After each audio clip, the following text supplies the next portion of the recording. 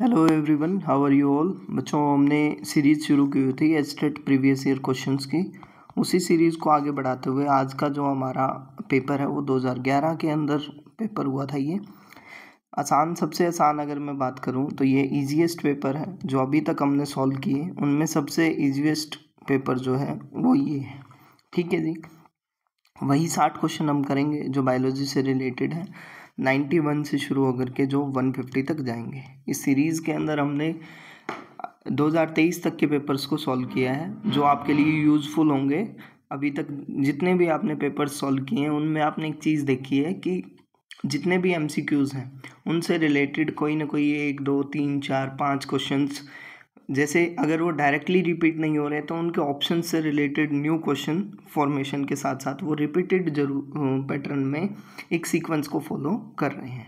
ठीक है जी, तो ये आपके लिए यूज़फुल रहने वाली है वीडियो। आप जुड़े रहिए अंत तक हमारे साथ। तो शुरू करते हैं बच्चों क्वेश्चन नंबर 91 के साथ। चलो मूव ऑन कर लेते हैं क्वेश्चन नंबर 91 के ऊपर। ये video as compare to other videos थोड़ा सा शॉर्ट रहेगा क्योंकि इजी में यहाँ पे क्वेश्चंस हैं एज़ कम्पेयर टू अदर्स। तो यहाँ से शुरू कर लेते हैं। पार्ट नंबर 4 शुरू हो गया है यहाँ पे। ठीक है, बायोलॉजी का ये पार्ट है और कितने क्वेश्चंस हमें करने हैं, 60 क्वेश्चंस कर लेते हैं। फर्स्ट क्वेश्चन क्या बोलता है, an allergic reaction is initiated by antibodies of group. अब सबसे पहली बात, एंटीबॉडीज़ क्या होती हैं। एंटीबॉडीज़ बेसिकली क्या है, इम्यूनोग्लोबुलिन्स इनको बोलते हैं। ये क्या होती हैं, बी सेल्स इनको प्रोड्यूस करती हैं। कौन सी सेल्स प्रोड्यूस करती हैं बच्चे, बी सेल्स। क्या रोल प्ले करती हैं, रोल प्ले करती हैं इम्यून सिस्टम के अंदर, फाइट करती हैं इन्फेक्शंस के अगेंस्ट। पहले उनको रिकॉग्नाइज करती है, फिर स्पेसिफिक एंटीजन्स के साथ बाइंड करके उनको किलिंग का काम एंटीबॉडीज़ करती हैं। अब हमसे क्वेश्चन में क्या पूछा गया है, एलर्जिक रिएक्शन कौन सा ग्रुप जो एंटीबॉडीज़ का।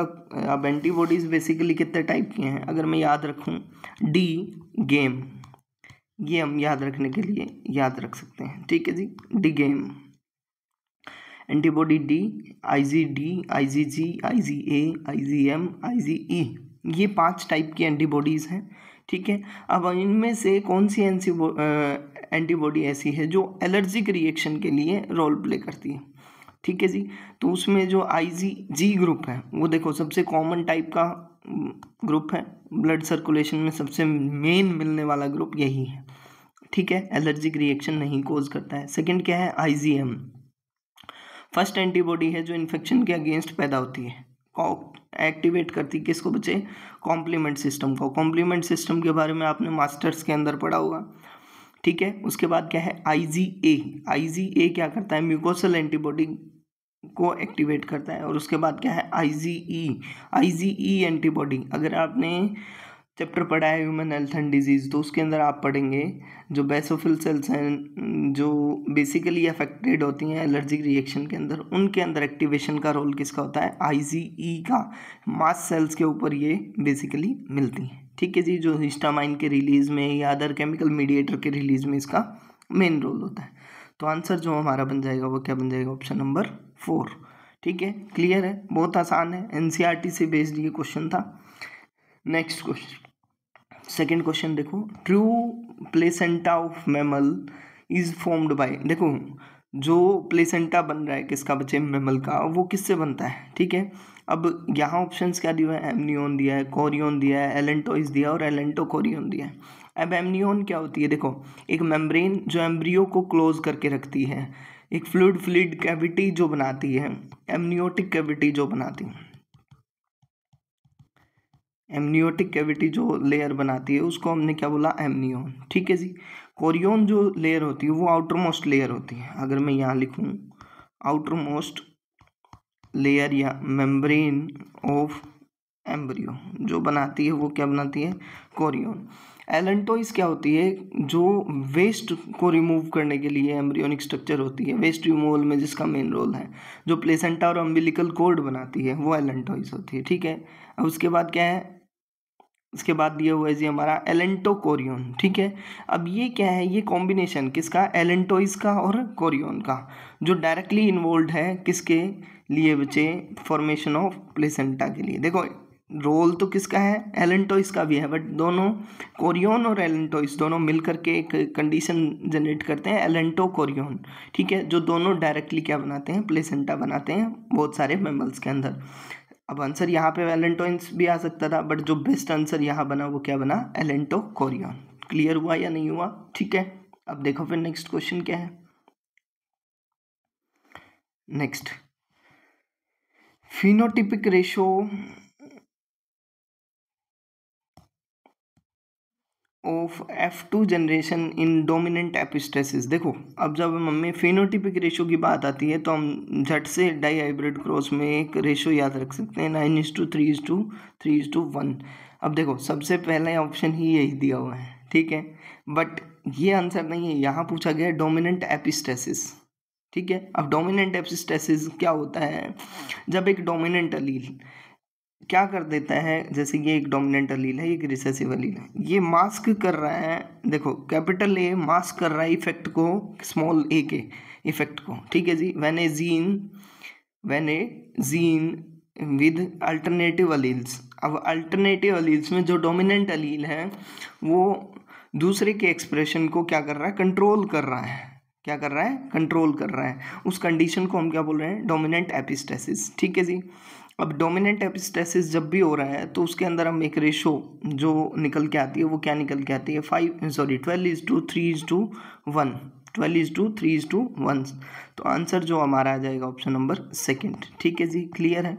अब 9:3:4 ये रिसेसिव एपिस्टेसिस के लिए होता है, ठीक है। 15:1 ये एपिस्टेटिक इंटरेक्शन के लिए होता है, एपिस्टेटिक इंटरेक्शन के लिए, ना कि डोमिनेंट एपिस्टेसिस के लिए, ठीक है जी। चलो फिर अब क्वेश्चन क्या आया, क्वेश्चन आया जी डिफ्यूजन प्रेशर डेफिशिएट। अब सबसे पहली चीज़ हमें यही पता होना चाहिए डिफ्यूजन प्रेशर डेफिशिएट क्या होता है और उसकी क्या रिलेशनशिप है। अब डिफ्यूजन प्रेशर डेफिशिएट क्या है, मेजरमेंट मेथड है जो किसके अंदर यूज़ किया जाता है, प्लांट फिजियोलॉजी के अंदर, जिसमें क्या होता है, आप एक बात बताएंगे, ऑस्मोटिक प्रेशर और टर्गर प्रेशर के बीच में जो डिफरेंस होता है, टर्गर प्रेशर या वॉल प्रेशर जिसको हम बोलेंगे, उसके बीच में जो डिफरेंस होता है उसको हम बेसिकली किसके अंदर लेते हैं, डिफ्यूजन प्रेशर डेफिशिएट के अंदर लेते हैं। तो अगर मैं यहाँ पे DPD is equal to osmotic pressure minus turgor pressure करूँ तो ये गलत नहीं होगा, ठीक है जी। अब देखो फिर अब हमारे यहाँ क्या दिया हुआ है, हमारे दिया हुआ है osmotic pressure into turgor pressure, क्या बनेगा, नहीं बनेगा। सेकंड क्या दिया हुआ है, osmotic pressure plus turgor pressure, ये भी गलत है। अब थर्ड क्या दिया हुआ, osmotic pressure minus wall pressure, अगर मैं टर्गर प्रेशर को वॉल प्रेशर का नाम दूँ तो वो गलत नहीं है ना, तो option number 3 is the correct answer, plus में भी नहीं होता है, ठीक है। इस तरीके से हम ईजिली क्या कर सकते हैं, क्वेश्चन के आंसर को फाइंड आउट कर सकते हैं।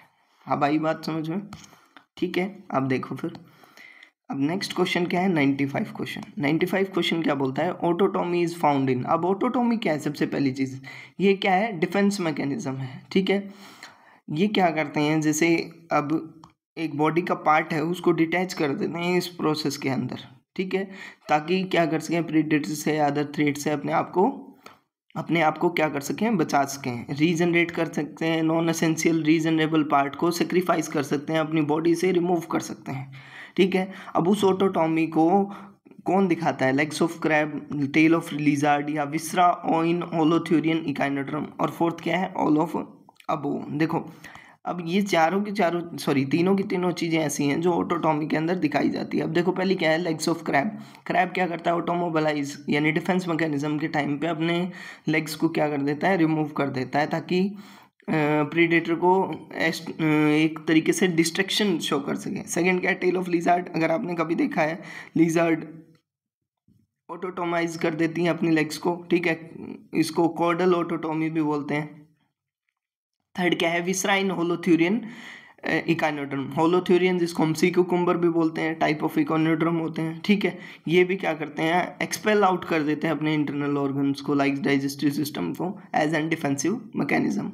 इसको ई विसरेशन भी बोलते हैं, क्या बोलते हैं, ई विसरेशन, रिमूवल ऑफ विसरल ऑर्गन्स, जब इंटरनल ऑर्गन्स बाहर आ जाते हैं उस कंडीशन को क्या बोलते हैं, ई विसरेशन, क्लियर। तो आंसर यहाँ जो बनेगा वो बच्चे क्या बनेगा, all of above. Option number 4 is the correct answer. समझ आया या नहीं आया, यहाँ तक कोई दिक्कत कोई समस्या है तो बताइए हमें, ठीक है। चलो फिर next question. Okay, by which of following process nutrients are absorbed by plants. अब प्लांट्स के अंदर क्या कर रहे हैं, न्यूट्रिएंट्स का ऑब्जॉर्प्शन कर रहे हैं। तो वो किससे होता है, डिफ्यूजन से होता है, ऑस्मोसिस से होता है, एक्टिव ऑब्जॉर्प्शन से होता है, या ट्रांसपिरेशन से होता है। अब डिफ्यूजन क्या है, देखो सिंपल सी प्रोसेस है जिसके अंदर क्या होता है, मूवमेंट ऑफ पार्टिकल होती है, कहाँ से, हाई कंसंट्रेशन से लो कंसंट्रेशन की तरफ, हाई कंसंट्रेशन से लो कंसंट्रेशन की तरफ, उसको हमने क्या बोला, डिफ्यूजन। और जब मूवमेंट ऑफ वाटर मॉलिक्यूल्स की बात करते हैं through a semi permeable membrane, उसको हम क्या बोल देते हैं, ऑस्मोसिस। अब एक्टिव ऑब्जॉर्प्शन में क्या होता है, देखो जहाँ लो कंसंट्रेशन से हायर कंसंट्रेशन की तरफ जाने की बात हो अगेंस्ट द कंसंट्रेशन ग्रेडियंट, तो उसको हम क्या बोल रहे हैं, एक्टिव ऑब्जॉर्प्शन। और उसके बाद क्या है, ट्रांसपिरेशन। ट्रांसपिरेशन में क्या होता है, वाटर मूवमेंट होती है इवेपोरेशंस के थ्रू, एरियल पार्ट के through, basically water movement outside body अगर हम बात करें वो होता है ट्रांसपिरेशन, राइट। ये चारों चीज़ें हैं। अब जो डायरेक्टली इन्वॉल्वमेंट है जिसका अगर मैं बात करूं ऑब्जॉर्प्शन के अंदर, तो वो क्या है, एक्टिव ऑब्जॉर्प्शन, ठीक है जी। अब देखो next question, the idea of survival of fittest is given by, Darwin ने दिया था, मेंडल ने दिया था, रॉबर्ट ब्राउन ने दिया था, या फिर मॉर्गन ने दिया था। अब देखो सबसे पहली चीज़ सर्वाइवल ऑफ फिटेस्ट क्या है, एक फंडामेंटल कॉन्सेप्ट है किसका बच्चे, इवोल्यूशनरी बायोलॉजी का। इवोल्यूशन के अंदर आपने ये पढ़ा था, जिसके अंदर क्या बोला गया, एक इंडिविजुअल है जिसके बेटर ट्रेट्स हैं, ठीक है जी, और एक इंडिविजुअल्स हैं जिसके लेस बेटर ट्रेट्स हैं। अब जो लेस बेटर ट्रेट है जिस ऑर्गेनिज्म के अंदर, वो अपने आप को क्या कर लेगा, रिमूव कर लेगा, यानी वो सर्वाइव नहीं कर पाएगा, वो अडेप्ट नहीं कर पाएगा in accordance to the earth, in accordance to the earth, या फिर अगर मैं बोलूँ सराउंडिंग इन्वायरमेंट। तो यहाँ अगर कंपैरिजन करूँ इन दोनों के बीच में, जो जिसके पास बेटर अपॉर्चुनिटीज़ थी वो क्या कर पाएगा, अपने आप को लंबे टाइम तक सर्वाइव कर पाएगा। और ये क्यों, क्योंकि अर्थ उसको, या फिर अगर मैं बोलूँ एक जो पूरा एरिया है वो उसको क्या कर रहा है, कहीं ना कहीं हेल्प कर रहा है, वो अपने आप को ईजिली रिप्रोड्यूस कर पा रहा है, सर्वाइव करने में कैपेबल है। तो इस तरीके से एक कॉन्सेप्ट दिया गया जिसको हम क्या बोल रहे थे, सर्वाइवल ऑफ फिटेस्ट। और ये किसने दिया भाई, ये डार्विन नाम के जो साइंटिस्ट थे उन्होंने, चार्ल्स डार्विन ने ये कॉन्सेप्ट को दिया था, ठीक है जी। जो कॉन्सेप्ट रिलेटेड था किससे, नेचुरल सिलेक्शन से, ठीक है। अब देखो फिर next question, the total capacity of lungs inhalation is called, ठीक है। इनहेलेशन के अंदर जो टोटल कैपेसिटी उसको हम क्या बोलते हैं, टाइडल वॉल्यूम बोलते हैं, नेचुरल वॉल्यूम बोलते हैं, वाइटल कैपेसिटी बोलते हैं, या फिर नन बोलते हैं, ठीक है। अब देखो फिर सबसे पहले क्या है, टाइडल वॉल्यूम। टाइडल वॉल्यूम वो वॉल्यूम है या तो इनहेल की जाए या एक्सहेल की जाए, मैक्सिमम लेवल के, देखो नॉर्मल ब्रीदिंग हुई, उसके बाद जितनी मैक्सिमम इनहेल की जा सकती है या एक्सहेल की जा सकती है उस वॉल्यूम को, उसको हम क्या बोलते हैं, टाइडल वॉल्यूम, ठीक है। अब नेचुरल वॉल्यूम जैसा कुछ होता ही नहीं है यहाँ पे, ठीक है। थर्ड क्या आ गई, वाइटल कैपेसिटी। अब वाइटल कैपेसिटी क्या होती है, आपने मैक्सिमम इनहेल किया उसके बाद जितना मैक्सिमम आप एक्सहेल कर सकते हैं, ठीक है। Tidal volume, inspiratory volume, expiratory reserve volume, ये मिल करके क्या बनाती है बच्चे, वाइटल कैपेसिटी, ठीक है। अब वाइटल कैपेसिटी वो वैल्यू है चाहे वो मैक्सिमम अंदर ली जाए या फिर मैक्सिमम एयर बाहर ली जाए, ठीक है, उसको हमने क्या बोला, वाइटल कैपेसिटी। नन ऑप्शन है ही नहीं, तो यहाँ पे जो बेस्ट आंसर बन रहा है वो क्या बन रहा है, वाइटल कैपेसिटी, ठीक है जी।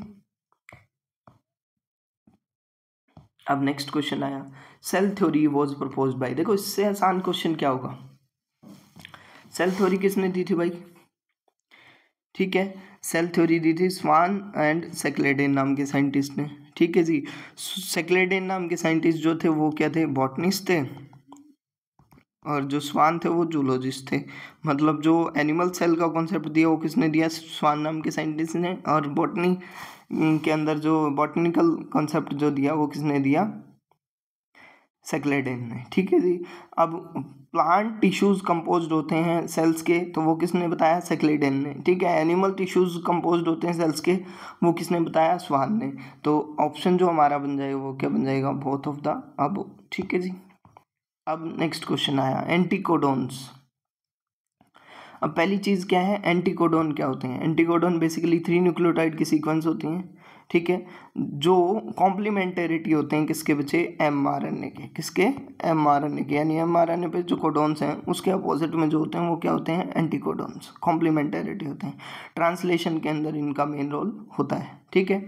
अब कहाँ लोकेटेड होते हैं, डीएनए के ऊपर, टीआरएनए के ऊपर, आरआरएनए के ऊपर या mRNA के ऊपर, ये हमें बताना जी। तो वो किसके ऊपर डिपेंड होते हैं जी, एंटीकोडोन्स बेसिकली टीआरएनए के ऊपर होते हैं। किसके ऊपर होते हैं, टीआरएनए के ऊपर, ठीक है।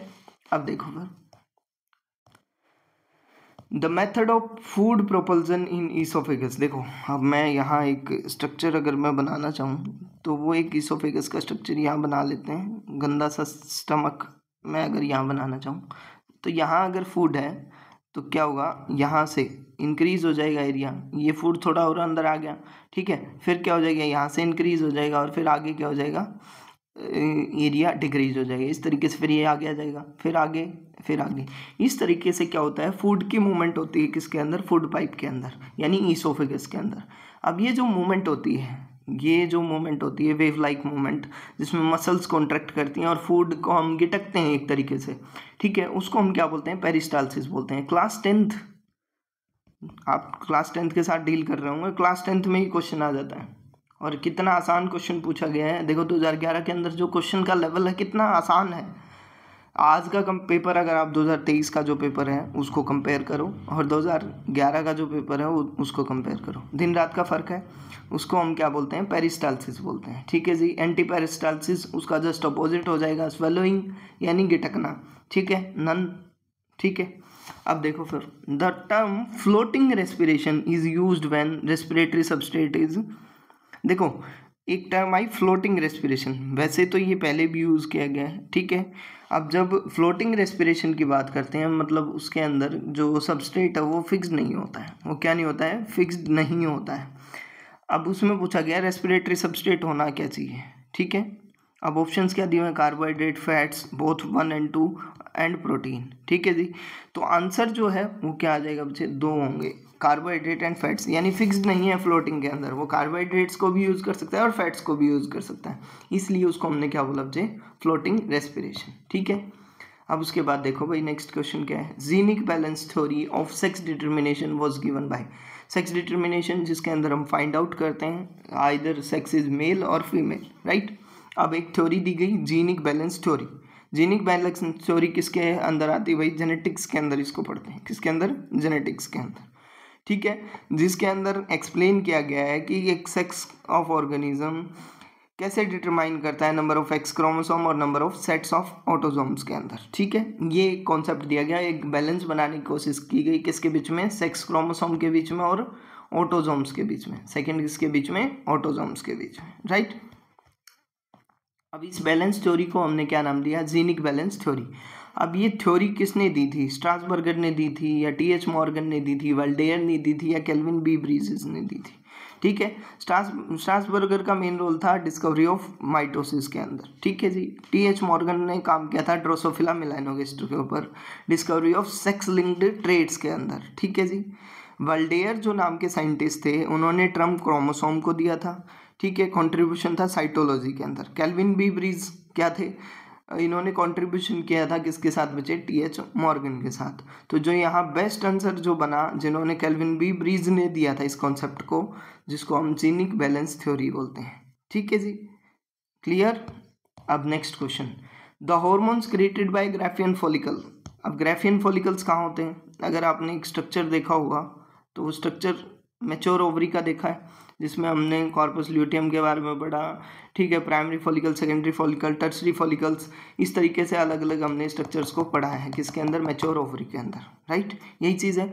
अब हमें ये बताना है ग्राफियन फॉलिकल, देखो स्क्रीट करते हैं एक पर्टिकुलर हार्मोन किसके अंदर, फीमेल रिप्रोडक्टिव सिस्टम के अंदर। अब वो कौन सा हार्मोन होता है, तो वो एस्ट्रोजन होता है बच्चे, कौन सा होता है, एस्ट्रोजन।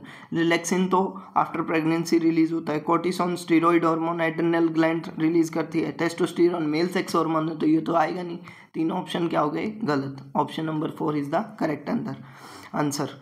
एस्ट्रोजन क्या है, फीमेल सेक्स ऑर्गन है, क्रूशियल रोल प्ले करता है किसके अंदर बच्चे, रिप्रोडक्टिव साइकिल के अंदर, ठीक है जी। अब ग्राफियन फॉलिकल से जो हार्मोन निकलता है वो कौन सा निकलता है, एस्ट्रोजन निकलता है। समझ आई या नहीं आई बात, ठीक है। दूसरा जो हार्मोन आता है वो कॉर्पस ल्यूटियम से आता है, उसको हम क्या बोलते हैं, प्रोजेस्टेरोन। क्या नाम देते हैं, प्रोजेस्टेरोन, ठीक है जी। P for progesterone, P for pregnancy hormone, इसका दूसरा नाम अगर मैं बोल दूँ, ठीक है। अब देखो फिर next question, just wait for a second.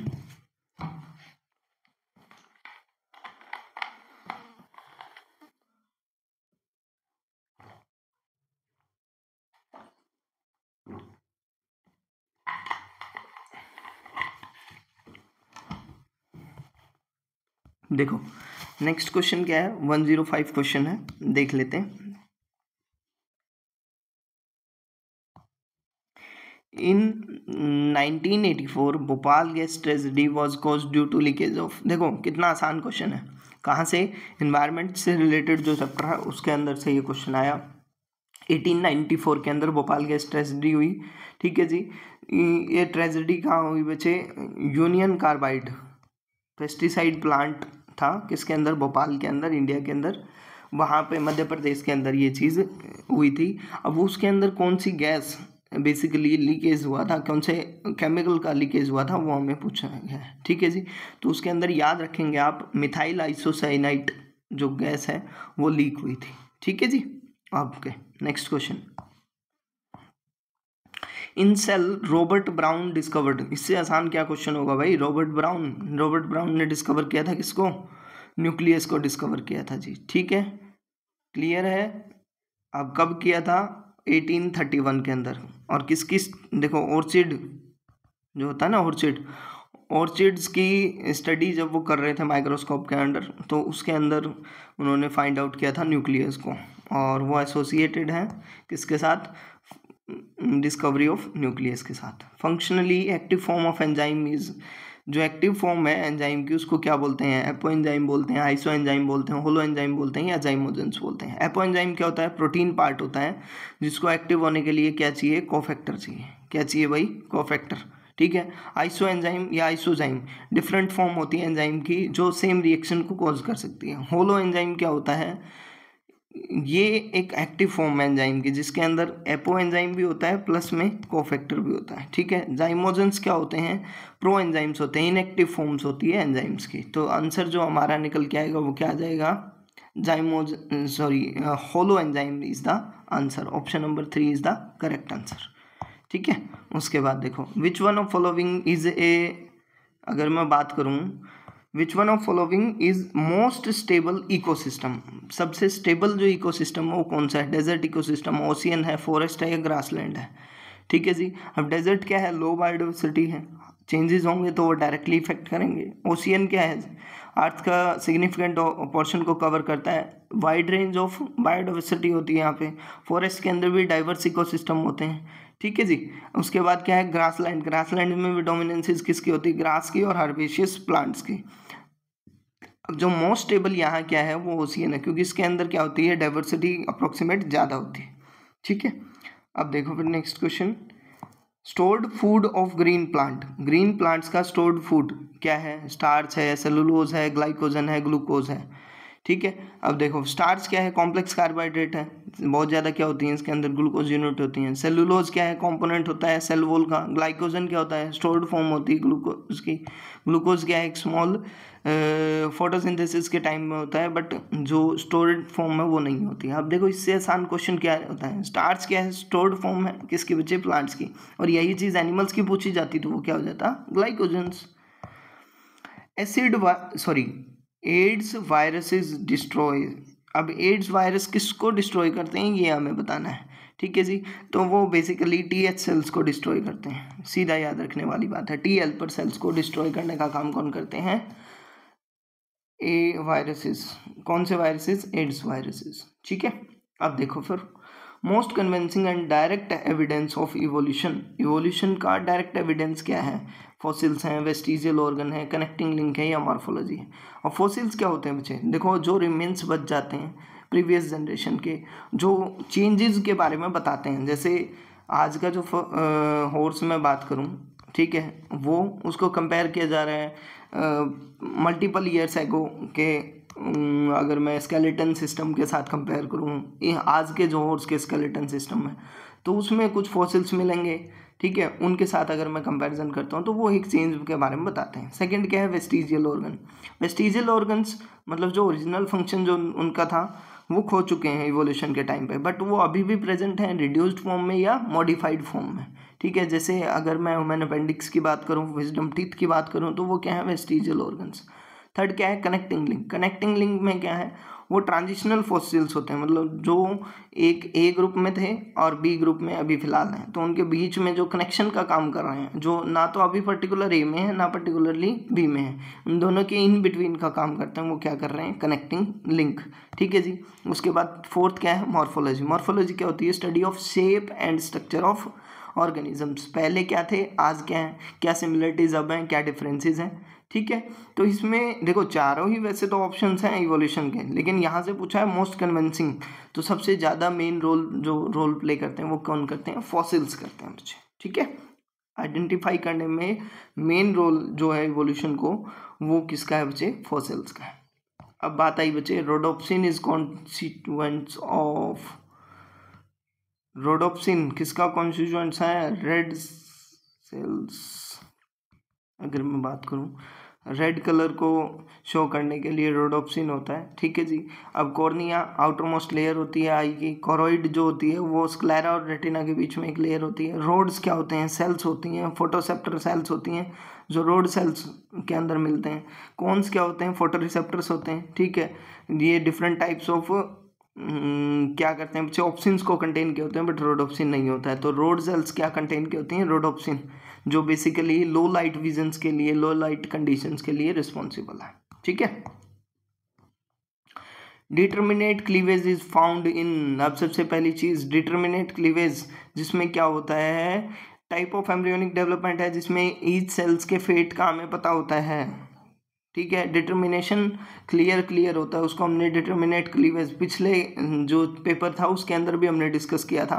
अब वो किसके अंदर होता है, स्कैरिस में, फ्रॉग में, सी अर्चिन में या रैबिट में, ये हमें बताना है, ठीक है जी। तो वो किसके अंदर मिलता है, स्कैरिस के अंदर मिलता है। किसके अंदर मिलता है, स्कैरिस के अंदर। फ्रॉग के अंदर इनडिटर्मिनेट मिलता है, सी अर्चिन के अंदर इनडिटर्मिनेट मिलता है, और रैबिट के अंदर भी इनडिटर्मिनेट ही मिलता है, ठीक है। देखो फिर the theory of continental drift was proposed by, अब कॉन्टिनेंटल ड्रिफ्ट की जो थ्योरी थी वो क्या थी, सबसे पहले हमें ये बताना चाहिए, ठीक है जी। अब वो देखो, कॉन्टिनेंटल ड्रिफ्ट का मतलब ये है कि जो अर्थ है वो मूव कर रहा है ओवर टाइम टू टाइम, ठीक है। और अब यहाँ किसने दी थी, लिनस ने, वैगनर ने, हचिंसन ने या बेसे ने, ये किसने दी थी वो हमें बताना है, ठीक है। जो वैगनर नाम के साइंटिस्ट थे उन्होंने इस थ्योरी को सबसे पहले दिया था, ठीक है। Largest gland of the body, अरे भैया ये भी कोई क्वेश्चन है, लार्जेस्ट ग्लैंड पूछा है। Largest gland of the body वो लिवर होता है, liver is the largest gland of the body, ठीक है। चलो फिर नेक्स्ट क्वेश्चन क्या है देख लेते हैं। Evolutionary history of an organism is known as, evolutionary history जब भी हम पढ़ते हैं उसको ओंटोजेनी बोलेंगे, पैलेंटोलॉजी बोलेंगे, फाइलोजेनी बोलेंगे या एटाविज्म बोलेंगे। ओंटोजेनी क्या होती है, डेवलपमेंट, किस तरीके से एक फर्टिलाइज्ड एग से एक ऑर्गेनिज्म बना, यानी एग से अडल्ट तक की फॉर्मेशन को मैं क्या बोल रहा हूँ, उसको मैं नाम दे रहा हूँ जी ओंटोजेनी। पैलेंटोलॉजी क्या होती है, फोसिल्स की स्टडी को अगर मैं बात करूं तो उसको हम क्या बोलते हैं, पैलेंटोलॉजी। फाइलोजेनी के अंदर हम क्या पढ़ते हैं बच्चे, इवोल्यूशनरी हिस्ट्री पढ़ते हैं। तो आंसर तो हमें मिल गया। अब फोर्थ क्या आ गया, एटाविज्म। एटाविज्म के अंदर क्या होता है, जब भाई कोई कैरेक्टरिस्टिक्स काफ़ी लंबे टाइम तक जनरेशन्स में ख़त्म हो चुका था, बट जेनेटिक फैक्टर्स की वजह से पहले वो ख़त्म हो चुका था और अब दोबारा से वो क्या हो रहा है, रीअपियर हो रहा है, उस प्रोसेस को हम क्या बोलते हैं, एटाविज्म, ठीक है। ओके, तो आंसर यहाँ क्या आ जाएगा, ऑप्शन नंबर 3, यानी फाइलोजेनी जो होती है वो इवोल्यूशनरी हिस्ट्री के लिए रिस्पॉन्सिबल है। फादर ऑफ मॉडर्न टेक्सोनॉमी, भैया अगर आपको ये भी नहीं आता है तो क्या ही आता है, John Ray, Carl Linnaeus, Jordan Mendel. देखो एनसीईआरटी से बिल्कुल डायरेक्ट क्वेश्चन है, ठीक है।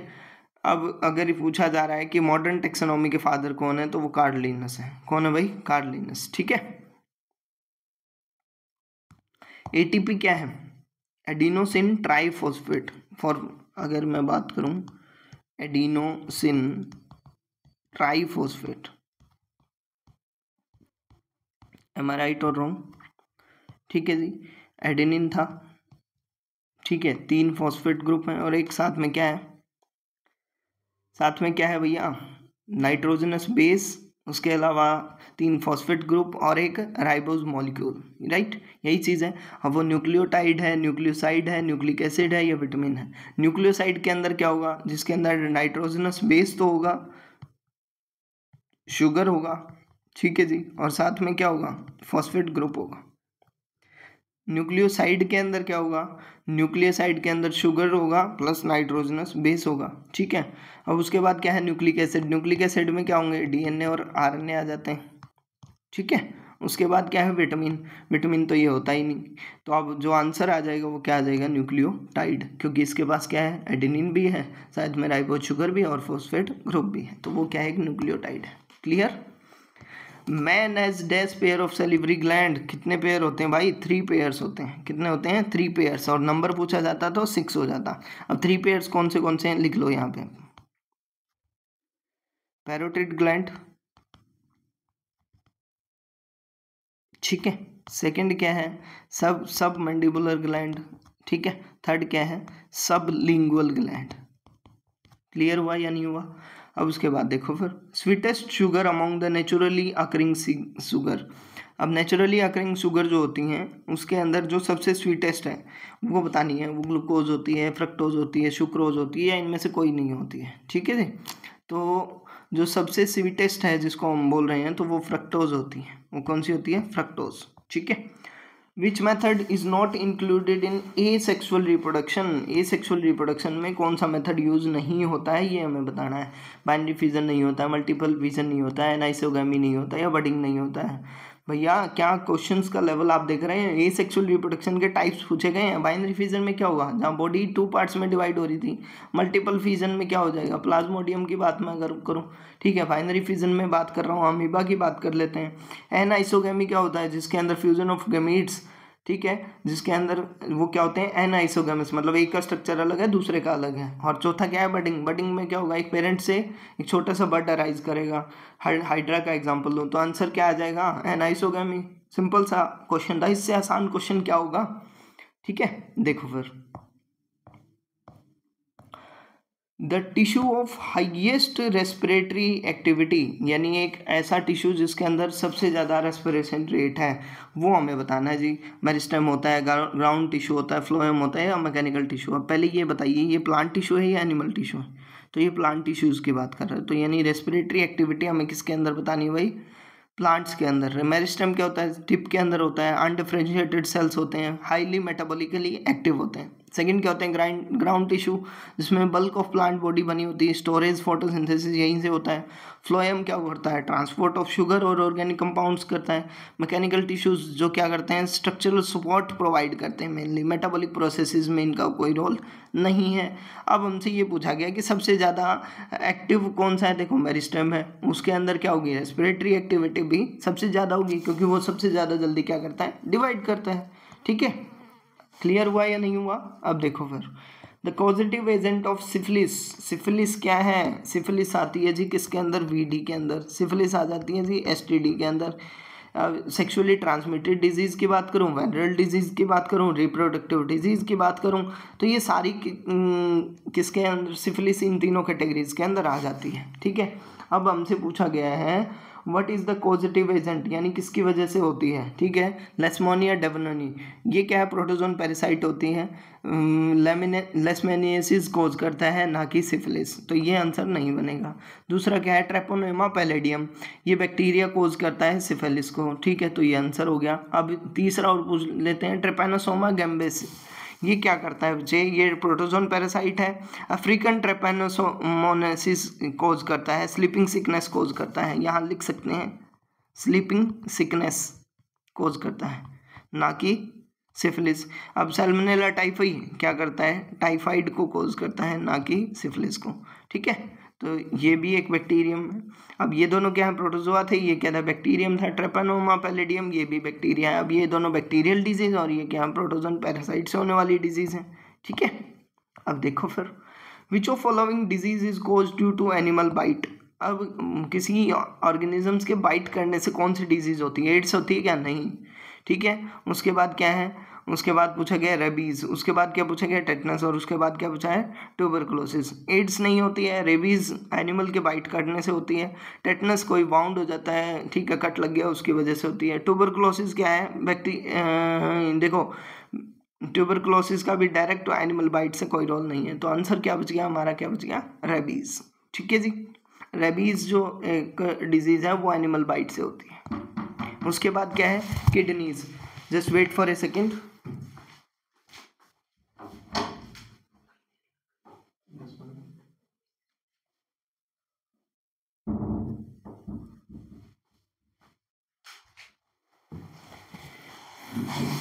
किडनीज आर लोकेटेड विद, देखो किडनीज कहाँ लोकेटेड होती हैं? With in the coelom, near buccal cavity, near heart, outside the coelom. कहाँ कहाँ प्रेजेंट होती हैं वो हमें बतानी है जी, ठीक है। तो किडनीज जो प्रेजेंट होती हैं वो with in the coelom present होती हैं। अब देखो फिर next question. If the cell placed in hypertonic solution what will happen? देखो सबसे पहली बात क्या, देखो हाइपरटोनिक सॉल्यूशन क्या होते हैं? जिसके अंदर हाई कंसंट्रेशन ऑफ सॉल्यूट्स होते हैं, हाई कंसंट्रेशन ऑफ सॉल्यूट होता है, एम आई राइट? ठीक है जी। अब उससे क्या होगा? एंडोस्मोसिस होगा, एक्सोस्मोसिस होगा, डीप्लाज्मोलाइसिस होगा, या कोई चेंज नहीं होगा? हमें क्या बोला गया? एक सेल को रख दिया गया हाइपरटोनिक सॉल्यूशन के अंदर, ठीक है।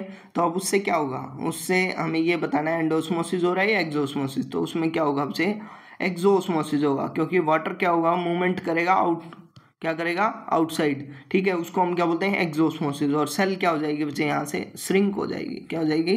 श्रिंक। बहुत आसान क्वेश्चन हैं। Budding is a type of reproduction found in, budding किसके अंदर मिलता है भाई? हाइड्रा के अंदर मिलता है। हाइड्रा ऑप्शन यहाँ पे भी, हाइड्रा ऑप्शन यहाँ पे भी, ठीक है। सेकंड ऑप्शन हमें फाइंड आउट करना है, ईस्ट के अंदर बडिंग होता है, बिल्कुल होता है। Option number 4 is the correct answer, हमें बाकी देखने की जरूरत नहीं है, ठीक है। उसके बाद देखो फिर पुल्मोनरी आर्टरी। अब देखो जब नॉर्मल आर्टरी की बात करता हूँ तो वो क्या करती है? ऑक्सीजनेटेड ब्लड को लेके जाती हैं। नॉर्मल वेन की बात करता हूँ तो वो डीऑक्सीजनेटेड ब्लड को लेके जाती हैं। पुल्मोनरी वेन की बात करता हूँ तो वो ऑक्सीजनेटेड ब्लड लेके जाती हैं। पुल्मोनरी आर्टरी की बात करता हूँ तो डीऑक्सीजनेटेड ब्लड को लेके जाती हैं। तो क्या आंसर आ जाएगा जी? क्वेश्चन नंबर 128 का आंसर आ जाएगा हमारा डीऑक्सीजनेटेड ब्लड। नेक्स्ट क्वेश्चन देखो, the organs which is mainly affected by jaundice. Jaundice में जो मेनली ऑर्गन अफेक्ट होता है वो कौन सा होता है? ब्रेन होता है, स्टमक होता है, लीवर होता है, या ऑल ऑफ अबव, ठीक है। तो मेनली क्या होता है? देखो बच्चे, जब जॉन्डिस का इफेक्ट आता है, जॉन्डिस होता है क्या एक्चुअल में? जॉन्डिस मेडिकल कंडीशन है जिसमें क्या होता है? येलोइंग ऑफ स्किन हो जाती है, वाइट आईज हो जाती हैं, बिलिरुबिन जब बॉडी के अंदर बढ़ जाता है, येलो पिगमेंट होता है, ठीक है। वो जब बढ़ जाता है लीवर के अंदर तो क्या होता है? जॉन्डिस पैदा होता है या जॉन्डिस मिलता है, ठीक है। अब उसके ऊपर डायरेक्टली इफेक्ट किसके ऊपर है? लीवर के ऊपर। तो जो हमारा मेनली इफेक्टिव ऑर्गन है वो हमारा क्या है बच्चे? लिवर है, ठीक है। The ancestor of human which started cave art. Cave art यानी डिज़ाइन जो बनाना, जिन्होंने गुफाओं में डिज़ाइन जो बनाना शुरू किया, वो किसने शुरू किया? निएंडरथल मैन्स ने किया, या क्रो-मैग्नन मैन ने किया, या जावा एप मैन ने किया, या एस्ट्रेलोपिथिकस ने किया, ठीक है। निएंडरथल्स किसके अंदर आए थे भाई? 4 लाख से 40,000 साल पहले आए थे, ठीक है। क्रो-मैग्नन क्या आए? 40,000 से 10 साल पहले आए, ठीक है। जावा एप मैन ने 7 लाख से 1.3 मिलियन ईयर्स एगो आए थे, ठीक है।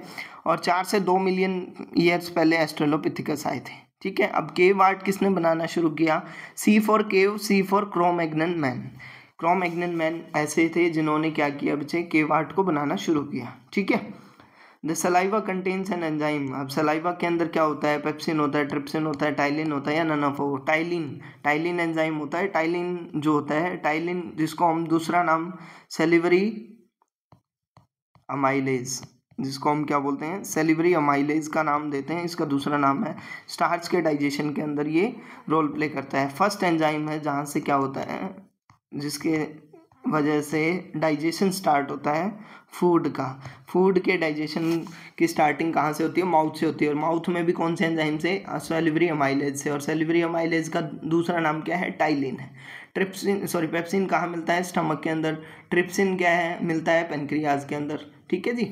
अब देखो फिर next question, seeds when placed in H2O swells because of, देखो अब सीड्स, ये देखो एक मैंने कंटेनर ले लिया, ठीक है, अब उसके अंदर मैंने एक सीड रख दिया, कुछ टाइम बाद क्या हो जाएगा, ये सीड स्वेलअप कर जाता है। ये स्वेलअप क्यों कर जाता है, देखो इंक्रीज हो गया ना सरफेस एरिया, स्वेलअप हो जाता है। किस प्रोसेस की वजह से वो स्वेलअप कर जाता है, ठीक है। अब हमें ऑप्शन दिया है ऑस्मोसिस, सेकंड क्या है रूट प्रेशर, थर्ड क्या है इम्बाइबिशन और फोर्थ क्या है डिफ्यूजन। ऑस्मोसिस वाटर मॉलिक्यूल की मूवमेंट है हाई कंसंट्रेशन से लोअर कंसंट्रेशन, ठीक है। रूट प्रेशर क्या होता है, pressure developed by roots. Imbibition क्या होता है, जिसमें हाइड्रोफिलिक सब्सटेंस वाटर को ऑब्जॉर्व कर लेता है और स्वेलिंग कोज करता है, ठीक है। उसके बाद क्या है डिफ्यूजन, डिफ्यूजन हायर कंसंट्रेशन से लोअर कंसंट्रेशन की तरफ जाना। तो यहाँ सीड्स के लिए एक फिनोमेना आता है जब वो स्वेलिंग शो करते हैं, तो उस प्रोसेस को हम क्या बोलते हैं, इम्बाइबिशन। और यहाँ पे भी क्या शो हो रहा है, इम्बाइबिशन शो होता है। क्लियर हुआ या नहीं हुआ, ठीक है जी। उसके बाद देखो फिर treatment of a diploid cell with colchicine results in, देखो डिप्लॉयड सेल लिया हमने, 2n सेल लिया, ठीक है, और उसको हमने ट्रीट किया है किसके साथ, एक केमिकल कोल्चिसाइन के साथ, ठीक है। अब देखो, अब कोल्चिसाइन का क्या इफेक्ट होगा, ये माइक्रोट्यूब्यूल की फॉर्मेशन को रोक देगा किसके अंदर, माइटोटिक स्पिंडल के अंदर, ठीक है। अब ये क्या करेगा, सेपरेशन नहीं होने देगा क्रोमोसोम्स की, ठीक है, ये भी बात सही है। अब क्या होगा, अब कोल्चिसाइन अप्लाई तो किया, तो सेल्स क्या नहीं कर रहा है, माइटोसिस नहीं कर रहा है, ठीक है, माइटोसिस नहीं कर रहा है क्योंकि माइटोटिक स्पिंडल नहीं सेपरेट हो रहे हैं। अब कंडीशन क्या होगी, cell will become monoploid, cell will become triploid और सेल विल बिकम टेट्राप्लॉइड। अब कंडीशन क्या होगी, देखो बच्चे, कोल्चिसाइन की वजह से डिप्लॉइड सेल है वो क्या हो जाएगी, टेट्राप्लॉइड बन जाएगी और सेल डिवीजन को नहीं शो कर रही है, एग्जैक्ट जो पर्टिकुलर सेल डिवीजन है वो नहीं कर रही है क्रोमोसोमल डिप्लीशन की वजह से, ठीक है। जो क्रोमोसोमल डुप्लीकेशन है वो रुक गई है, ठीक है, उसकी वजह से सेल डिवीजन रुक गई और वो जो कंडीशन है वो क्या हो गई है बच्चे, टेट्राप्लॉइड हो जाएगी, मतलब ये कंडीशन 4n स्टेज में चली जाएगी। क्लियर हुआ या नहीं हुआ, मतलब क्या हुआ, देखो एक तरीके से माइटोटिक स्पिंडल्स नहीं बन रहे हैं और उसकी वजह से क्रोमोसोम्स का सेपरेशन नहीं हो पा रहा है। अब क्वेश्चन क्या है, व्हाट इज इंटरफेरॉन। अब इंटरफेरॉन क्या है, IFN जिसको हम बोलते हैं, ठीक है। इंटरफेरॉन्स क्या होते हैं, बेसिकली सिग्नलिंग प्रोटीन्स होते हैं, क्या होते हैं, सिग्नलिंग प्रोटीन्स, ठीक है, जो क्या करते हैं, होस्ट सेल्स के रिलीज करती है, वो कुछ पैथोजेंस के अंदर, बैक्टीरिया, वायरसेस, उनकी प्रेजेंस के अंदर वो क्या होते हैं, रिलीज होते हैं। इम्यूनेट इम्यून रिस्पॉन्स के अंदर या फर्स्ट लाइन ऑफ डिफेंस के अंदर जो इन्फेक्शंस को कंट्रोल करने का रोल प्ले करते हैं वो क्या होते हैं, इंटरफेरेंस होते हैं। अब यहाँ ऑप्शंस में क्या दिया है, secretion in response to fungal infection, secretion in response to bacterial infection, secretion in response to viral infection of the cell, और फोर्थ क्या है, नन ऑफ दीज। अब वो कब रिलीज हो रहे हैं, फंगल इन्फेक्शन के रिलीज में या बैक्टीरियल के या वायरल के। तो जो बेसिकली इंटरफेरेंस होते हैं वो वायरल इन्फेक्शन में ज़्यादा रिलीज होते हैं। यहाँ जो बेस्ट सुटेबल आंसर बन रहा है, secretion in response to viral infection by the cell. समझ आया या नहीं आया, ठीक है जी। उसके बाद नेक्स्ट क्वेश्चन देखो, नेक्स्ट क्वेश्चन क्या है, congenital disease are, congenital disease क्या होती हैं, जो बच्चे प्रेजेंट एट द बर्थ यानी बाय बर्थ हमें जो मिलती हैं वो क्या होती हैं, कंजेनिटल डिजीज। अब फर्स्ट ऑप्शन क्या है, disease present at the birth, second क्या है, डेफिशिएंसी डिजीज, थर्ड क्या है, disease spread from one individual to other individual, fourth क्या है, एक्वायर्ड डिजीज। तो आंसर हमें फर्स्ट ही ऑप्शन में मिल गया था, disease present at the birth, ठीक है। अब जो स्प्रेड होती हैं उनको क्या बोलते हैं, कम्युनिकेबल डिजीज, जो स्प्रेड नहीं होती हैं वो क्या है, नॉन कम्युनिकेबल। डेफिशिएंसी में क्या होगी, जब कोई चीज़ किसी डेफिशिएंसी की वजह से, लाइक विटामिन की वजह से। एक्वायर्ड डिजीज यानी जो बाद में मिली है आपको, बाय बर्थ नहीं मिली है, ठीक है जी। उसके बाद next question, the most important property of an enzyme is, एक एंजाइम की सबसे इंपॉर्टेंट प्रॉपर्टी क्या है, वो उसकी कंपोजिशन है या थर्मल डीनेचुरेशन है या स्पेसिफिसिटी है या सॉल्युबिलिटी है, ठीक है। अब कंपोजिशन किस किस चीज़ से बना हुआ है, थर्मल डीनेचुरेशन मतलब किस टेम्परेचर के ऊपर अपने आप को डीनेचर कर रहा है, स्पेसिफिसिटी यानी उसका क्या है, एंजाइम सबस्ट्रेट की कैपेसिटी बाइंडिंग, सॉल्युबिलिटी यानी ability to affect with in a solution, ठीक है। अब इसमें जो सबसे बेस्ट आंसर है वो क्या है, स्पेसिफिसिटी। स्पेसिफिसिटी ही एक एंजाइम को यूनिक बनाती है, ठीक है। The common phase between the aerobic and anaerobic respiration. अब सबसे पहली बात, एरोबिक रेस्पिरेशन क्या होता है, in the presence of air, air का मतलब यहाँ O2 से है, ठीक है जी। Anaerobic respiration in the absence of air यानी ऑक्सीजन की एब्सेंस के अंदर। अब वो किसके अंदर होता है, कॉमन फेज, यानी जो एरोबिक में भी मिलता है और एनारोबिक के अंदर भी मिलता है। वो टीसीए साइकिल है या क्रेब्स साइकिल है या ग्लाइकोलाइसिस है या फोटो रेस्पिरेशन है, ठीक है। तो वो हमें बताना है। ग्लाइकोलाइसिस के अंदर क्या होता है, दोनों स्टेप दोनों के अंदर मिलता है मुझे, ग्लाइकोलाइसिस के अंदर एरोबिक के अंदर भी और एनारोबिक के अंदर भी। तो जो आंसर है हमारा वो क्या आ जाएगा, ग्लाइकोलाइसिस, ब्रेकडाउन ऑफ ग्लूकोज। अब नेक्स्ट क्वेश्चन क्या है, malignant malaria is caused by, malignant malaria जो इजिली क्या कर रहा है, स्प्रेड आउट कर रहा है, वो होता है मलिग्नेंट मलेरिया। प्लाज्मोडियम फैल्सिपेरम कोज करता है या ओवेल कोज करता है या बाइवेक्स कोज करता है या मलेरिया ही कोज करता है। देखो एक चैप्टर है ह्यूमन हेल्थ एंड डिजीज, और उसके अंदर क्या है, उसके अंदर हमने पढ़ा है भाई क्या, कि मलिग्नेंट मलेरिया होता है, ठीक है। अब वो कोज कौन करता है, तो जो प्लाज्मोडियम फैल्सिपेरम है वो मलिग्नेंट मलेरिया को कोज करता है। और ये लाइन बिल्कुल एनसीईआरटी से डिटो उठाई हुई है, यूं की यूं, ठीक है। अगर आप उसको पढ़ेंगे, उसके लाइफ साइकिल के बारे में पढ़ेंगे, प्लाज्मोडियम के सेकेंडरी होस्ट के बारे में पढ़ेंगे, तो वहाँ दिया हुआ है तीनों प्लाज्मोडियम फैल्सिपेरम, ओवेल, बाइवेक्स, मलेरिया, ये चारों आपको अदर स्पीसीज के नाम भी हैं। और इसके अलावा मलिग्नेंट मलेरिया जो डेथ कोज करता है वो किससे फैलता है वो भी हमें दिया हुआ है, ठीक है जी। उसके बाद देखो next question number 139, which one of following is not an example of phylum Echinodermata. अरे भैया फाइलम इकाइनोडर्मेटा याद रखने के लिए प्यारे चौधरी चरण सिंह, ठीक है जी, और उनके आम हॉस्पिटल को छोड़ के ईएचसी में जाते हैं। ये आपने सीरीज फोरिफेरा, टिनोफोरा, निडेरिया, ठीक है, टिनोफोरा, प्लेटियलमिंथस, एस्कलमिंथस। उसके बाद अगर मैं बात करूँ, ये है जी हमारा Annelida, arthropoda, Mollusca, Echinodermata, hemichordata और कोडेटा। ये जो इकाइनोडर्मेटा है उसके एग्जाम्पल कौन से नहीं है, एंटीडिनोन नहीं है, एस्टीरियसिस नहीं है, स्कोलिडॉन नहीं है या इकाइनस नहीं है, ठीक है। अगर आपने हमारी वीडियोस देखे हैं एनिमल किंगडम की तो आप इसको इजीली फाइंड आउट कर सकते हैं। स्कोलिडॉन यहाँ पे एग्जाम्पल नहीं है, बाकी सारे एग्जाम्पल्स हैं किसके, फाइलम इकाइनोडर्मेटा के, ठीक है। देखो जब आप चीज़ों को कोरिलेट करेंगे तो इजीली उसको फाइंड आउट कर पाएंगे। अब देखो फिर next question, if the distance between two genes increases the linkage will be. देखो लिंकेज क्या है, जीन्स जो पास पास हैं वो इनहेरिट कर पाए एक दूसरे के साथ मियोसिस के अंदर, उसको हमने क्या बोला है, लिंकेज बोला है। जितने क्लोजर जीन्स होंगे वो उतने ही लिंक्ड होंगे, ये चीज़ बोली गई है। अब देखो एक ये जीन है ए और बी, और एक जीन है ए और ए डैश और बी डैश। अब दोनों के बीच में यहाँ गैप कम है, यहाँ पे गैप ज़्यादा है। अब हमें बोला गया डिस्टेंस अगर ज़्यादा होता है तो लिंकेज क्या हो जाएगी बच्चे, ऑटोमेटिक सी बात है, लिंकेज क्या कर जाएगी, यहाँ पे डिक्रीज स्टेट में होगी और यहाँ पे इंक्रीज स्टेट में होगी, ठीक है। तो जितना ज़्यादा डिस्टेंस उतनी ही कम लिंकेज, वाइस वर्सा कॉन्सेप्ट है। अगर मैं बात करूँ, linkage is inversely proportional to distance, ठीक है, बिटवीन जीन्स, यानी जीन्स के बीच में जितना डिस्टेंस होगा उतनी ही लिंकेज कम होती जाएगी, और जितना कम डिस्टेंस होगा उतनी ही लिंकेज क्या हो जाएगी बच्चे, ज़्यादा होती जाएगी, ठीक है। तो यहाँ पे क्या आंसर आ जाएगा बच्चे, डिक्रीज, ठीक है। उसके बाद देखो भाई नेक्स्ट क्वेश्चन, सिर्फ 10 क्वेश्चन बच गए बच्चे। In birds which one act as embryonic urinary bladder. Birds के अंदर कौन सा ऐसा पार्ट है जो एम्ब्रियोनिक यूरिनरी ब्लैडर का काम करता है, ठीक है जी।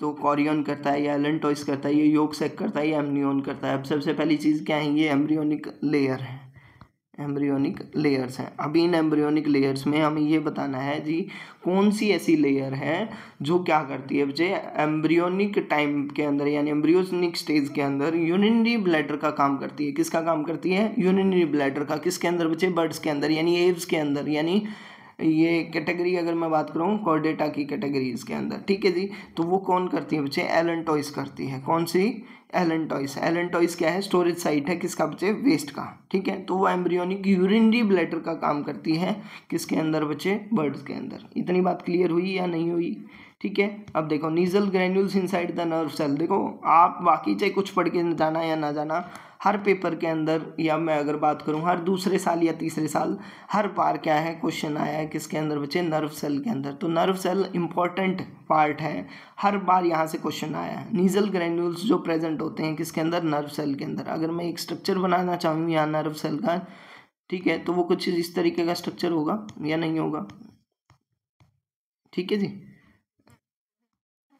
यहाँ पे जो छोटे छोटे ग्रैन्यूल्स होते हैं, इन ग्रैन्यूल्स को हम क्या बोलते हैं, नीजल ग्रैन्यूल्स। अब ये नीजल ग्रैन्यूल्स किसके बने होते हैं, देखो वैसे तो ये क्वेश्चन रिपीटेड है बट फिर भी मैं आपको बता देता हूँ वो किसके बने होते हैं। तो वो बेसिकली राइबोसोम्स और RER के बने होते हैं। DNA का कोई रोल नहीं है, प्रोटीन का कोई रोल नहीं है, फैट्स का कोई रोल नहीं है। तो इसकी किसके बने होते हैं, राइबोसोम्स के और RER के, ठीक है। क्लियर है इतनी बात, yes. Ribosomes and RER is the correct answer. अब नेक्स्ट क्वेश्चन देख लो। Gregor John Mendel is famous for, Gregor John Mendel. अब अगर मैं इसको फादर ऑफ जेनेटिक्स बोलूं तो गलत है क्या, ठीक है। अगर मैं फादर ऑफ जेनेटिक्स बोलता हूँ क्लासिकल जेनेटिक्स, तो वो क्या है, ग्रेगर जॉन मेंडल। अब जेनेटिक्स के अंदर क्या है, देखो बच्चे जेनेटिक्स के अंदर हम पढ़ते हैं इनहेरिटेंस प्लस वेरिएशन, यही बात है ना। चैप्टर नंबर 4 जो हमारा है NCERT का, न्यू NCERT का, वो क्या है, वो principles of inheritance and variation. जब हम इनहेरिटेंस और वेरिएशन को साथ में पढ़ते हैं तो उस ब्रांच को हमने क्या नाम दिया बच्चे, जेनेटिक्स। और जेनेटिक्स के फादर कौन है, ग्रेगर जॉन मेंडल। अब ग्रेगर जॉन मेंडल किस चीज़ के लिए फेमस है वो बताना है, म्यूटेशन थ्योरी के लिए है, या डिस्कवरी ऑफ जीन के लिए है, या डिस्कवरी ऑफ पेनिसिलिन के लिए है, या फिर लॉज ऑफ इनहेरिटेंस के लिए है, ठीक है जी। फादर ऑफ जेनेटिक्स बोलते हैं, उन्होंने लॉज ऑफ इनहेरिटेंस को दिया था। आंसर हमें मिल गया, फोर्थ ऑप्शन। बट यहाँ देखो डिस्कवरी सबसे पहली चीज़ क्या दी हुई है, म्यूटेशन थ्योरी उन्होंने नहीं दी थी, ठीक है जी। डिस्कवरी ऑफ जीन उन्होंने नहीं किया था, ठीक है। उसके बाद क्या, discovery of penicillin Alexander Fleming ने किया था, तो ये मेन रोल इनका नहीं है, ठीक है। अब ह्यूगो डी वेरिस ने म्यूटेशन थ्योरी दी थी। डिस्कवरी ऑफ जीन देखो बहुत ज़्यादा रोल्स के अलग अलग साइंटिस्ट के हैं वहाँ पे। डिस्कवरी ऑफ पेनिसिलिन जो अभी मैंने बताया अलेक्जेंडर फ्लेमिंग ने की थी, कब की थी, 1928 के अंदर की थी, ठीक है। अब लॉज ऑफ इनहेरिटेंस किसने दिए थे बच्चे, ग्रेगर जॉन मेंडल ने दिए थे। कौन से लॉ थे, law of dominance, law of segregation, और तीसरा जो लॉ था वो लॉ ऑफ इंडिपेंडेंट असॉर्टमेंट, ठीक है जी। ये 3 लॉज बेसिकली किसने दिए थे, ग्रेगर जॉन मेंडल ने। Which pollutant exhibit biomagnification in food chain, ठीक है जी। इससे आसान कोई क्वेश्चन है, देखो ऑप्शंस क्या क्या दिए हैं, DDT, SO2, CO and PAN। देखो DDT क्या है, डाइक्लोरो डाइफिनाइल ट्राइक्लोरोइथेन लिख सकते हैं, डाइक्लोरो डाइफिनाइल ट्राइक्लोरो इथेन, ठीक है जी। ये था DDT। SO2 क्या है, सल्फर डाइऑक्साइड गैस होती है जो बर्निंग ऑफ फॉसिल फ्यूल से होती है। Carbon monoxide colourless odourless gas होती है, इनकम्प्लीट कंबशन जब कार्बन कंटेनिंग फ्यूल्स का होता है। परऑक्सी एसिटाइल नाइट्रेट, परऑक्सी एसिटाइल नाइट्रेट, इसको हम क्या बोलते हैं, पेन बोलते हैं, ठीक है। अब ये पेन जैसे SO2 और CO2 होता है ना, ये बायोमैग्निफिकेशन में इसका कोई रोल नहीं है, CO2 का भी, SO2 का भी और पेन का भी। अब मेन रोल जिसका होता है वो किसका होता है, बायोमैग्निफिकेशन का, ठीक है। वो ईजिली क्या नहीं होती बच्चे, डिग्रेड नहीं हो पाती और फूड चेन का कंपोनेंट हो जाती है। अगर आप पढ़ेंगे इसके अंदर इकोसिस्टम के अंदर तो वहाँ पर आपको DDT का रोल मिलेगा, ठीक है। Archaeopteryx is connecting link between, बड़ा इंपॉर्टेंट क्वेश्चन है, NCERT की लाइन से लिया हुआ, ठीक है। ये कनेक्टिंग लिंक का काम करता है किसके बीच में बच्चे, रेप्टाइल्स और एव्स के बीच में। किसके बीच में, रेप्टाइल्स के बीच में और एव्स के बीच में जो कनेक्टिंग लिंक का काम करता है वो आर्कियोटेरिक्स करता है। बड़ा इंपॉर्टेंट, क्योंकि ये दोनों के फीचर्स को शो करता है, रेप्टाइल्स के फीचर्स को भी शो करता है और एव्स के फीचर्स को भी शो करता है, ठीक है। Which of following is known as plant hormone, plant hormone कौन सा है, थाइमिडीन, साइटोयूरासिल, साइटोकाइनिन और साइटोब्रोमिन। थाइमिडीन नहीं है, ठीक है, साइटोयूरासिल नहीं है, साइटोकाइनिन है, बिल्कुल है, ठीक है जी। साइटोकाइनिन एक प्लांट हार्मोन है। थाइमिडीन क्या है, न्यूक्लियोसाइड है।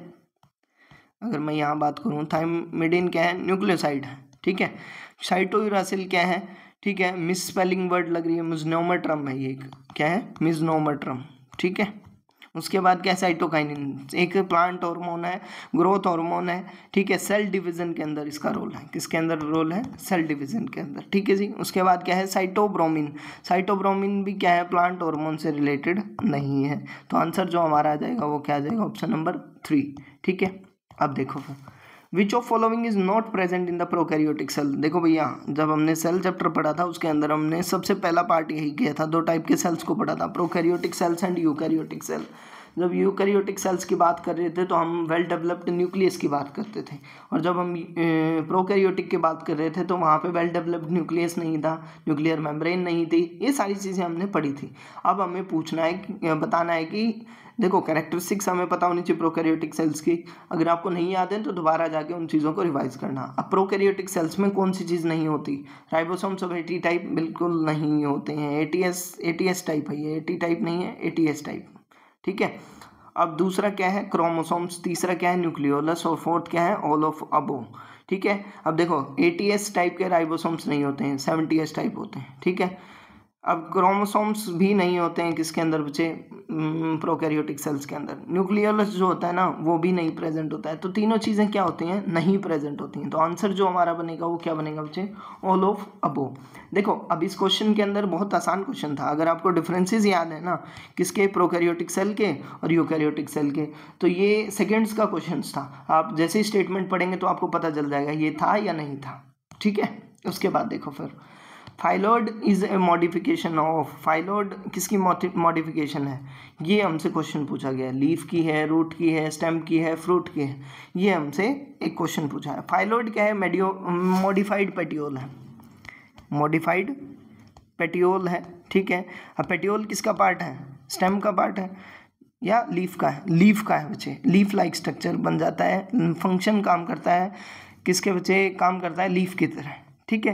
तो अब ये पूछा गया किसकी मॉडिफिकेशन है, अब किसकी है भाई, लीफ की मॉडिफिकेशन, किसकी है, लीफ की, बाकी का तो कोई रोल यहाँ पे नहीं है, स्टेम का नहीं है, फ्रूट का नहीं है, रूट का नहीं है।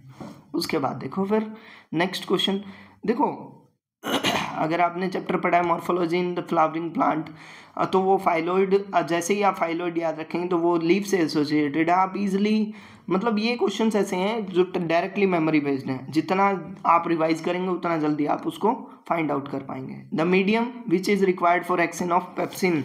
अब पेप्सिन, सबसे पहली बात, पेप्सिन क्या है भाई, एक एंजाइम है, ठीक है जी, एंजाइम है जो किस में काम करता है, एसिडिक मीडियम में काम करता है, किसके अंदर काम करता है जी, एसिडिक मीडियम में, और कहाँ प्रेजेंट होता है, स्टमक के अंदर, ठीक है। अब स्टमक के अंदर एसिडिक मीडियम कहाँ से आता है, जब वहाँ पे क्या होता है, HCl का स्क्रीशन होता है, ठीक है। तो अब क्वेश्चन क्या पूछा गया है, वो मीडियम बताना है जी जिस मीडियम के अंदर पेप्सिन काम करता है, तो वो कौन सा होता है, एसिडिक मीडियम होता है, और ये काम क्या करता है, डाइजेशन ऑफ प्रोटीन्स का काम करता है, किसका काम करता है, डाइजेशन ऑफ प्रोटीन। इतनी बात क्लियर है या नहीं है।